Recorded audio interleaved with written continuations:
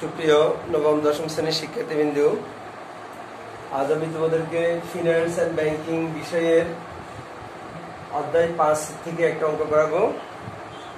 Finance and banking বিষয় অধ্যায় 5 হচ্ছে মূলধনী আয় ব্যয় প্রাক্কলন। এই অধ্যায় থেকে যশোর বোর্ড 2019-এর একটা প্রশ্ন আমি আজকে তোমাদেরকে সমাধান করে দেখাবো। উদ্দীপকটা আমি পড়ছি, খেয়াল করো। ফাবিয়ান কোম্পানি 40 লক্ষ টাকা দিয়ে জাপান থেকে পণ্য উৎপাদনের জন্য কয়েকটি মেশিন আমদানি করেন। মেশিনগুলো 5 বছর মেয়াদী এবং এদের বাৎসরিক অবচয় 8 লক্ষ টাকা। আগামী 5 বছর মেশিনগুলো থেকে প্রাপ্য নিট মুনাফা নিম্নরূপ: প্রথম বছরে নিট মুনাফা 4 লক্ষ, দ্বিতীয় বছরে নিট মুনাফা 5 লক্ষ, তৃতীয় বছরে 6 লক্ষ, চতুর্থ বছরে 7 লক্ষ, পঞ্চম বছরে 8 লক্ষ। এই উদ্দীপকের আলোকে 4টি প্রশ্ন করা হয়েছে। প্রথম প্রশ্ন, মূলধন বাজেটিং কোন ধরনের সিদ্ধান্ত? মূলধন বাজেটিং কোন ধরনের সিদ্ধান্ত? খ নম্বর প্রশ্ন, পণ্য বৈচিত্র্যায়ন কি?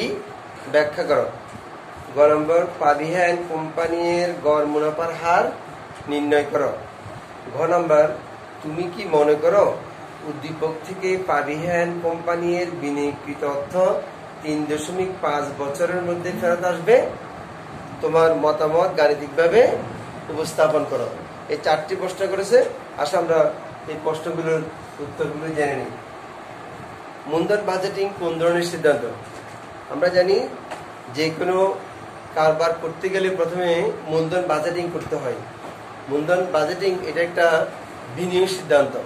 এই সিদ্ধান্তটা দীর্ঘমেয়াদী সিদ্ধান্ত। আমরা বিনিয়োগ সিদ্ধান্ত অনেক প্রকার বিনিয়োগ সিদ্ধান্ত নিতে পারি, স্বল্পমেয়াদী সিদ্ধান্ত নিতে পারি, মধ্যমেয়াদী নিতে পারি, দীর্ঘমেয়াদী সিদ্ধান্ত নিতে পারি। আর মূলধন কিন্তু একবারই সিদ্ধান্ত নিতে হবে। একটা ব্যবসা করতে গেলে মূলধন বাজেটিং এটা কি করতে হবে? একবারই সিদ্ধান্ত নিতে হবে। হুট করে বিনিয়োগ সিদ্ধান্ত চেঞ্জ করা যায় না। মূলধন বাজেটিং ওই জন্য একটা মূলধন বাজেটিংকে বলা একটা দীর্ঘমেয়াদী বিনিয়োগ সিদ্ধান্ত। তাহলে এটা কি হবে? মূলধন বাজেটিং কোন ধরনের সিদ্ধান্ত? উত্তর, মূলধন বাজেটিং দীর্ঘমেয়াদী বিনিয়োগ সিদ্ধান্ত। এরপরে খ নম্বর, পণ্য বৈচিত্র্যায়ন কি? ব্যাখ্যা করো। পণ্য বৈচিত্র্যায়ন, বৈচিত্র্যায়ন শব্দের অর্থ নিশ্চয়ই অনুমান করতে পারছো তোমরা যে বিভিন্ন পণ্যের সমাহার। বৈচিত্র্যায়ন মানে কি? বিভিন্ন পণ্যের সমাহার। অর্থাৎ একটা দোকানে যদি একাধিক পণ্য বিক্রি করা হয়, বিভিন্ন রকমের পণ্য বিক্রি করা হয়, তাহলে ওই দোকানটার পণ্য বৈচিত্র্যায়ন হয়েছে আমরা ধরে নিব। তাহলে পণ্য বৈচিত্র্যায়ন কি?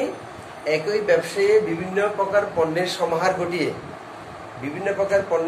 ঘটিয়ে ঝুঁকি কমানোর ব্যবস্থাকে বলা হয় পণ্য বৈচিত্র্যায়ন। একটা পণ্য যদি তুমি বিক্রি করো, তাহলে সেখানে দেখা যাবে হয়তো যে কোনো কারণে সেই পণ্যের বিক্রি হ্রাস পেতে পারে। ধরো তুমি শুধু শীতের কাপড় বিক্রি করো, তাহলে এবছর যদি শীত কম পড়ে, তাহলে তোমার আলটিমেটলি তোমার বিক্রয় কমে যাবে। আর যদি শীতের পণ্যের সাথে সাথে তুমি যদি গ্রীষ্মের পণ্যগুলো বিক্রি করো, তাহলে এবছর শীত কম পড়লে তাহলে নিশ্চয়ই হয়তো গরম কি হবে? বেশি পড়তে পারে। শীতের সাথে গরমের সাথে একটা রিলেশন থাকে। তো সেক্ষেত্রে তোমার শীতের পণ্য বিক্রি না হওয়ার কারণে যে ক্ষতিটা হয়েছে, গরমের পণ্য বেশি বিক্রি করার কারণে তোমার সেই ক্ষতি পুষিয়ে নেওয়া সম্ভব হবে।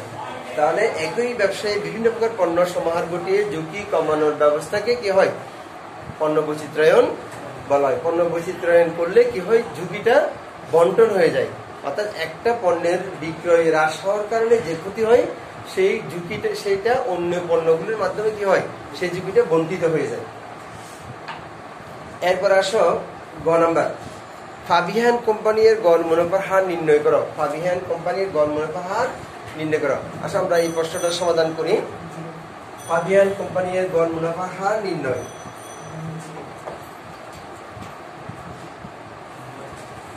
ফাবিয়ান কোম্পানি এর গড় মুনাফার হার নির্ণয়। গড় মুনাফার হার একটা সূত্র আছে, আমরা জানি গড় মুনাফা হার সমান গড় নিট মুনাফা ডিভাইড বাই গড় বিনিয়োগ ইন্টু 100। এটা যে গড় মুনাফার হারের সূত্র। গড় মুনাফার হার সমান কি? গড় নিট মুনাফা ডিভাইড বাই গড় বিনিয়োগ ইন্টু 100। তাহলে এখানে আমাদের যে নিট মুনাফা দেওয়া আছে এগুলো থেকে আমরা গড় নিট মুনাফা বের করব। এখানে গড় নিট মুনাফা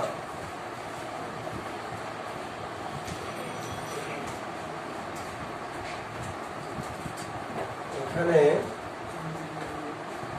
গড় নিট মুনাফা সমান, এখন আমাকে 5 বছরের নিট মুনাফা লিখতে হবে। প্রথম বছর হলো 4 লক্ষ যোগ দ্বিতীয় বছরে 5 লক্ষ যোগ তৃতীয় বছরে 6 লক্ষ যোগ চতুর্থ বছরে 7 লক্ষ যোগ পঞ্চম বছরে 8 লক্ষ।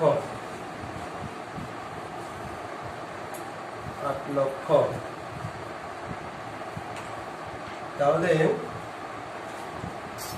এটাকে 5 দিয়ে ভাগ করতে হবে।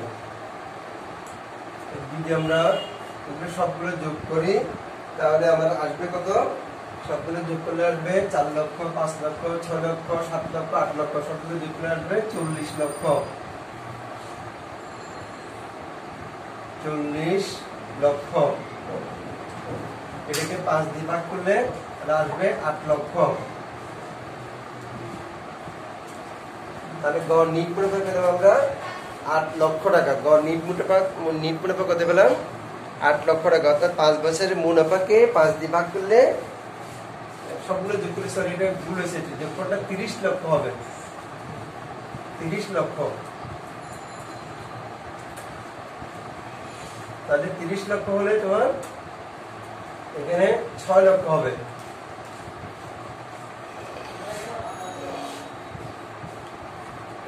তাহলে এখানে 6 লক্ষ টাকা পেলাম আমরা। কি গড় নিট মুনাফা পেলাম 6 লক্ষ টাকা। এবার আসে গড় বিনিয়োগ। গড় বিনিয়োগ সমান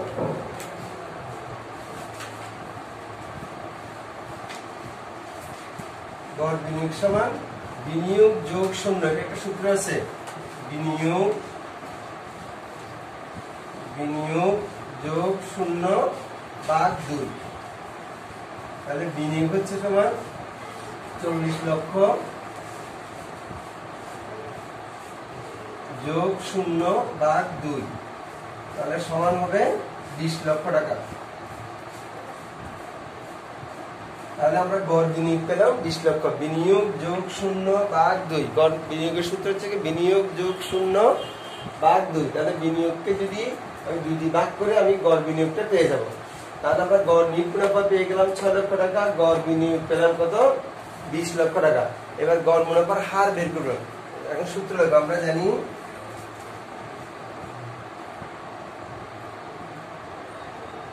জানি গড় মুনাফার হার সমান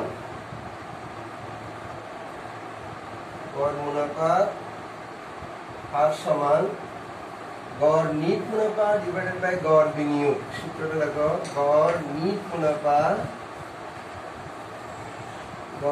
মুনাফা ডিভাইডেড বাই গড়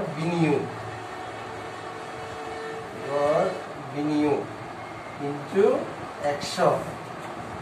তাহলে এবার মান বসাও। গড় নিট মুনাফা হলো 6 লক্ষ।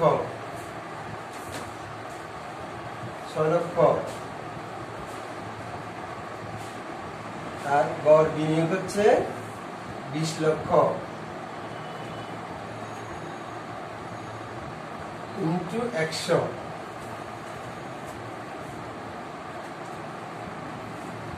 তাহলে আসো এবার 6 লক্ষকে 20 লক্ষ দিয়ে ভাগ করো। আগে 6 লক্ষটা লিখতে হবে। তোমরা অনেক সময় 20 লক্ষ বড় ওই জন্য 20 লক্ষটা আগে লেখো। এটা 20 লক্ষ, আমরা 6 লক্ষকে ভাগ করবো 20 লক্ষ দিয়ে। তাহলে 6 লক্ষ ভাগ 20 লক্ষ, তাহলে এটা আসবে 0.3। 0.3 লিখতে পারো, আবার 3 শূন্য লিখতে পারো। 0.3 ইন্টু 100। 3 শূন্য লিখলেও ভুল হবে না, এটাকে ইন্টু 100। এবার 0.3 কে 3কে ইন্টু 100 দিয়ে যদি আমি গুণ করি তাহলে আসবে 30%। কত আসবে? 30% আসবে। এখানে 30% লিখতে হবে। সুতরাং ফাবিয়ান কোম্পানির গড় মুনাফার হার 30%। সুতরাং ফাবিহা এন্ড কোম্পানি এর গড় মুনাফা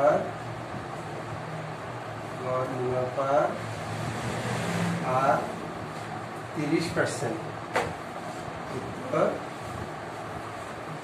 উত্তর 30%।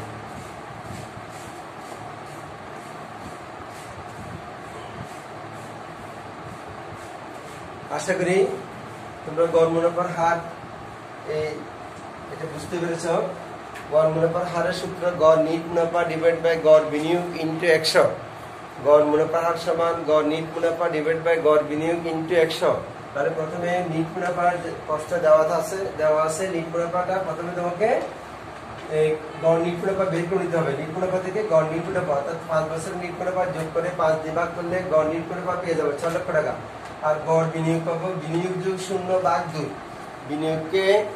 বিনিয়োগের সাথে 0 যোগ করে 2 দিয়ে ভাগ করবা। এটা 2 দিয়ে ভাগ করলে তোমার বিনিয়োগ যোগ 0 ভাগ 2। তাহলে গড় মুনাফার হার এবার গড় বিনিয়োগ পেলাম 20 লক্ষ টাকা। আমরা জানি গড় মুনাফার হার সমান গড় নিট মুনাফা ডিভাইড বাই গড় বিনিয়োগ ইনটু 100। তাহলে 6 লক্ষকে 20 লক্ষ দিয়ে ভাগ করে 100 দিয়ে গুণ করলে এটা 0.3। 100 দিয়ে গুণ করলে 30% চলে আসবে সরাসরি। এটা পার্সেন্ট লিখতে হবে, কারণ যেহেতু গড় মুনাফা হার এগুলো শতকরা প্রকাশ করতে হয়, সেই জন্য 30%। আসো এবার আমরা ঘ নম্বর প্রশ্নে যাই। তুমি কি মনে করো উদ্দীপক থেকে ফাবিহা এন্ড কোম্পানি এর বিনিয়োগকৃত অর্থ 3.5 বছরের মধ্যে ফেরত আসবে? তোমার মতামত গাণিতিকভাবে উপস্থাপন করো। আসো আমরা এটার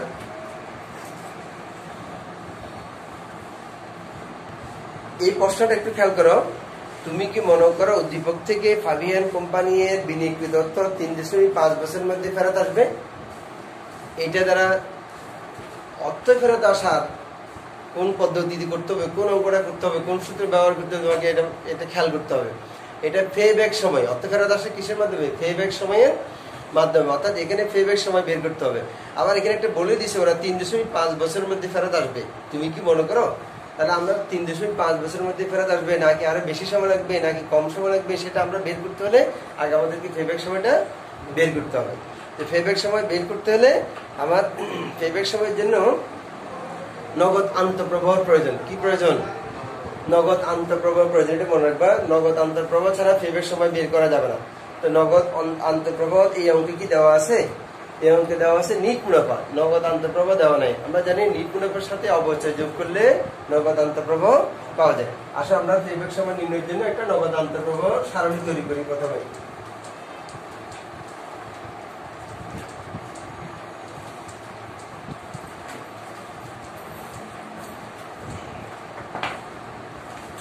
নম্বর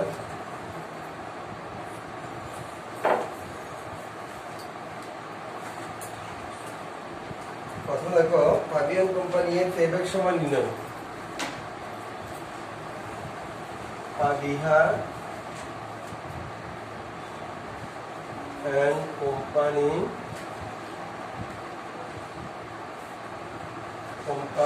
এর ফেব্যাক ফাবিহা কোম্পানি এর ফেব্যাক সময় নির্ণয়।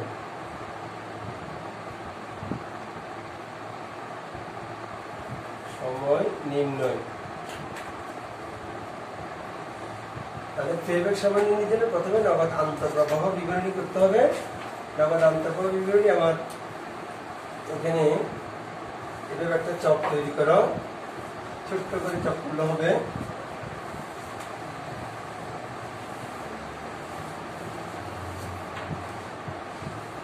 প্রথমে লিখব বছর 1, 2, 3, 4, 5। প্রথমে বিবরণ বছর 1 বছর 2। প্রথমে লেখো বিবরণ, বিবরণ, তারপর লেখো বছর 1, বছর 2, বছর 3, বছর 4, বছর 5। প্রথম বছরের নিট মুনাফাগুলো লিখে ফেলো এবার। নিট মুনাফা, নিট মুনাফা 4 লক্ষ থেকে শুরু। প্রথম বছরে 4 লক্ষ, দ্বিতীয় বছরে 5 লক্ষ, তৃতীয় বছরে 6 লক্ষ, চতুর্থ বছরে 7 লক্ষ, পঞ্চম বছরে 8 লক্ষ।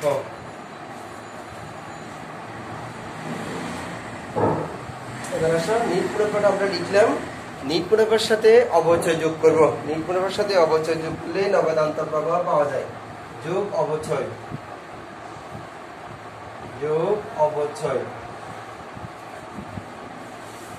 এই অঙ্কে অবচয় বলে দিছে, বাৎসরিক অবচয় হলো 8 লক্ষ টাকা। কোন কোন অঙ্কে অবচয় বলে নাও দিতে পারে তোমাকে, সেক্ষেত্রে সম্পদের মূল্যকে সম্পদের আয়ুষ্কাল দ্বারা ভাগ করলে অবচয় পাওয়া যায়।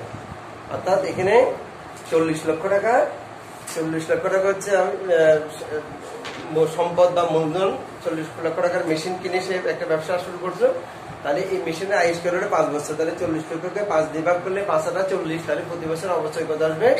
8 লক্ষ টাকা করে আসবে। তাহলে এবার আসো 8 লক্ষ টাকা প্রত্যেক বছর অবচয়, এর সাথে যোগ করো 8 লক্ষ, 8 লক্ষ। এটার সাথেও 8 লক্ষ টাকা যোগ হবে, এখানেও 8 লক্ষ টাকা যোগ হবে, এখানেও 8 লক্ষ টাকা যোগ হবে। তাহলে এবার এভাবে টান দিয়ে এগুলো যোগ করো। 8 4 12 লক্ষ হবে এখানে যোগফল। এখানে হবে 8 5 13 লক্ষ, তারপরে হবে এখানে 14 লক্ষ,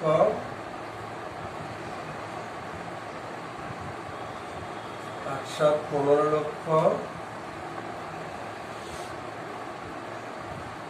8 8 16 লক্ষ।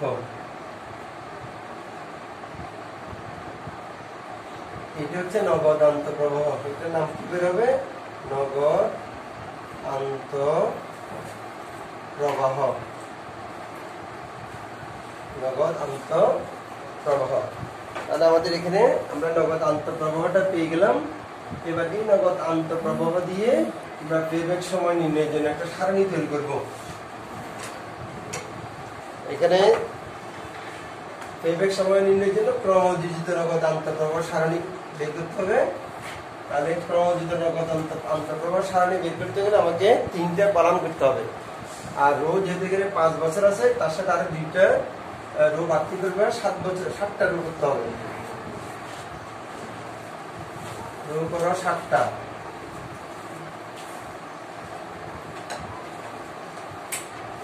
এক, 2 3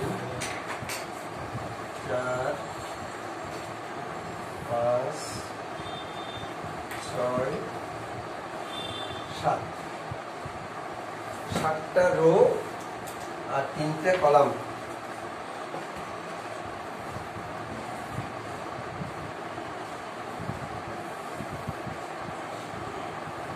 সাতটা রো 3টে কলাম। প্রথম কলাম হবে বছর, বছর। দ্বিতীয় কলাম হবে নগদ আন্তঃপ্রবাহ, নগদ আন্তঃপ্রবাহ। এখানে ব্র্যাকেটে টাকা লিখে দেওয়া, এখানে আমরা টাকা লিখতেছি।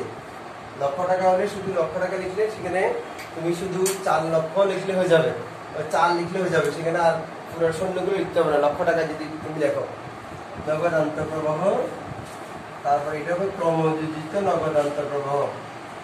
ক্রমযোজিত নগদ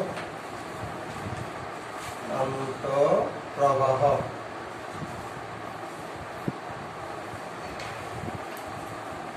প্রথম বছরে এখানে শূন্য লেখো, বছর 1 2 3 4 5 নগদ আন্তঃপ্রবাহ প্রথম বছরে শূন্য ঠিকানে -40 লক্ষ লিখবে। পরিবেশ সময় নিম্নের জন্য এইভাবে নগদ আন্তঃপ্রবাহ সারণীটা করতে হবে, -40 লক্ষ হবে প্রথমটা। এরপরে দ্বিতীয়টা এখান থেকে প্রথম বছরের যে লিখুন নগদ আন্তঃপ্রবাহ সেটা দেখো 12 লক্ষ। তারপরে দ্বিতীয় বছর নগদ আন্তঃপ্রবাহ 13 লক্ষ, তৃতীয় বছর নগদ আন্তঃপ্রবাহ 14 লক্ষ, চতুর্থ বছর নগদ আন্তঃপ্রবাহ 15 লক্ষ, পঞ্চম বছর নগদ আন্তঃপ্রবাহ 16 লক্ষ।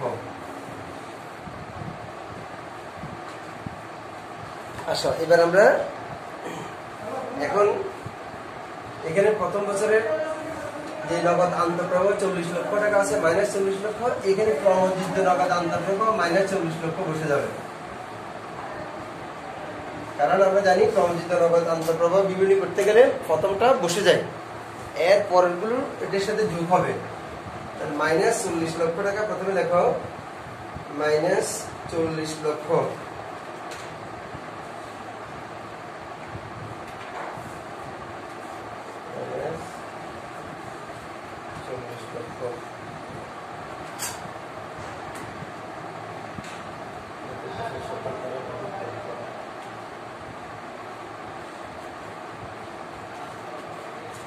-40 লক্ষ 6টা শূন্য হবে, -40 লক্ষ এটার সাথে প্লাস 12 লক্ষ যোগ করো, প্লাস 12 লক্ষ যোগ করলে তাহলে আমার থাকবে কত? ক্যালকুলেটরটা ডিস্টার্ব করতেছে আমার। -40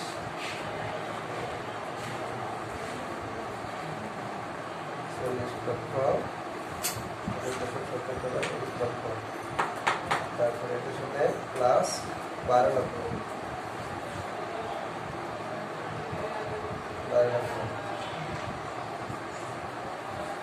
ক্যালকুলেটর ডিস্টার্ব করতেছে। -40 লক্ষের সাথে প্লাস 12 লক্ষ, তাহলে এটা যদি আমরা বিয়োগ করি 40 থেকে 12 বিয়োগ করো, তাহলে এখানে 10 থেকে 2 গেলে 8, 3 থেকে গেলে 2 28 লক্ষ। এখানে -28 লক্ষ থাকবে, এটা থাকবে -28 লক্ষ, -28 লক্ষ। এই -28 লক্ষের সাথে আবার 13 লক্ষ কি করবা? বিয়োগ করো, যোগ করো, 13 যোগ করো। এবার এটার সাথে 13 যোগ করো